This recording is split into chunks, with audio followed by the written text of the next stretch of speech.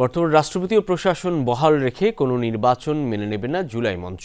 প্রয়োজনে বিপ্লবী সরকার গঠন করে নির্বাচনের জন্য তীব্র আন্দোলন গড়ে তোলা হবে। বিকেলে শাহবাগে জাতীয় জাদুঘরের সামনে সংবাদ সম্মেলনে এসব বক্তব্য রাখেন জুলাই মঞ্চের নেতারা। ৩৬ জুলাই এর মধ্যে জুলাই সনদ বাস্তবায়নের দাবিতে সংবাদ সম্মেলন করেন জুলাই মঞ্চের আহ্বায়ক ও মুখপাত্র। তারা বলেন, এখনো প্রশাসনের মধ্যে আওয়ামী লীগের দোসররা থাকায় তারা জুলাই সনদ বাস্তবায়নে নানাভাবে বাধা দিচ্ছে। এজন্য অতি দ্রুত প্রশাসনে লুকিয়ে থাকা আওয়ামী দোষীদের অপসারণ ও গ্রেফতারের দাবি জানানো হয়।